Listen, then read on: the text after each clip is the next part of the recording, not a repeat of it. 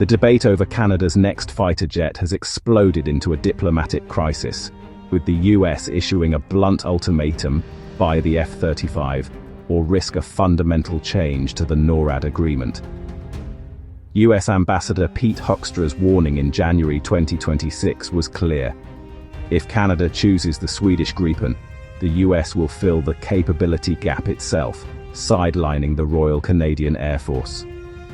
This threat challenges the foundation of the NORAD partnership, built on mutual trust for over 60 years. The US insists only the F-35's advanced technology can meet modern threats, framing the purchase as a test of alliance loyalty, not just a business deal. Now, Canada faces a defining choice: assert its sovereignty or yield to unprecedented American pressure. Canada's hesitation to buy the F-35 centers on sovereignty and control. Under the F-35 program, all spare parts, even those in Canada, remain US property, and critical software updates are controlled by Washington, raising fears of a kill switch.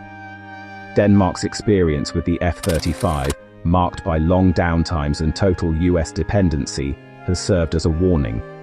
The F-35's high costs and low readiness rates, just 36% mission capable in 2023, add to Canadian doubts. In contrast, the Gripen offers full Canadian control over maintenance and software, and lower costs. For many, the choice is about more than performance. It's about ensuring Canada's Air Force can't be grounded by a foreign power. The Gripen's promise of sovereignty makes it a compelling alternative. Despite US threats, Prime Minister Mark Carney's government has stood firm, refusing to be bullied into a decision.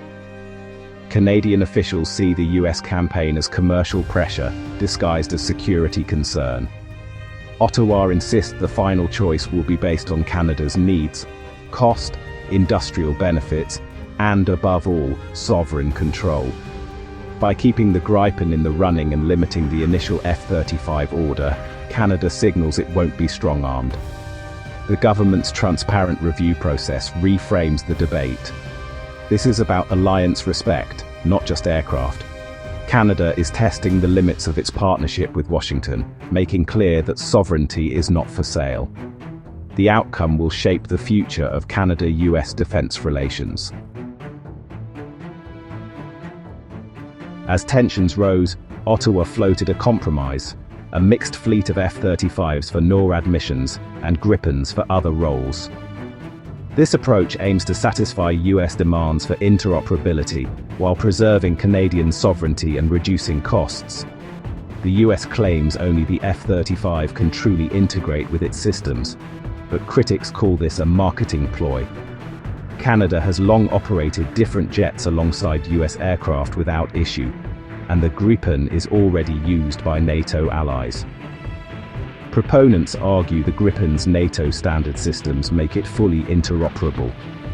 A mixed fleet could offer the best of both worlds: F-35s for high-end missions, Gripens for patrols and NATO deployments. This would allow Canada to maintain a larger, more flexible air force than an all F-35 fleet. But it also introduces new logistical and financial challenges. The fighter jet debate has captured public attention, with 72% of Canadians supporting the Gripen, alone or in a mixed fleet. Saab's promise of 10,000 Canadian jobs and full technology transfer has strong appeal, contrasting with the F-35's US-controlled supply chain. However, a mixed fleet would strain the Royal Canadian Air Force, requiring separate training, infrastructure, and supply chains. The RCF has long relied on the efficiency of a single fleet. Two types could stretch resources thin. The government must weigh the political and economic benefits of a mixed fleet against the operational burden it would place on the Air Force. The decision is as much about national identity and economic opportunity as it is about military capability. The stakes for Canada's future are high. US officials' aggressive rhetoric, especially Ambassador Hoekstra's threats, has fueled Canadian resentment and accusations of bullying. Incidents like US jets operating in Canadian airspace, including the downing of a balloon over the Yukon and a bomb threat response near Calgary, have heightened tensions. These actions, paired with threats to fly F-35s into Canada, suggest the US is willing to act unilaterally if its demands aren't met. This challenges the principle of shared sovereignty that has defined NORAD for decades. Ottawa has responded cautiously, but the American approach is backfiring, strengthening calls for greater Canadian independence. Instead of intimidating Canada, US tactics are reinforcing the very sovereignty concerns that make the Gripen attractive. The dispute has shifted from security to a test of national will. The US risks undermining the trust that underpins the alliance. Security experts are divided on the fallout from the fighter jet standoff. Some downplay the US threats as negotiation tactics, confident the alliance will endure. Others warn that public feuding erodes NORAD's credibility and emboldens adversaries. The dispute exposes a deeper rift. The US now equates interoperability with uniformity, while Canada values the ability to work together with different systems. This fundamental disagreement could reshape the alliance if not resolved. The saga has forced Canada to rethink its defense policy, balancing alliance benefits with the need for sovereign control. Whatever the outcome, the episode marks a turning point in Canada-US defense relations.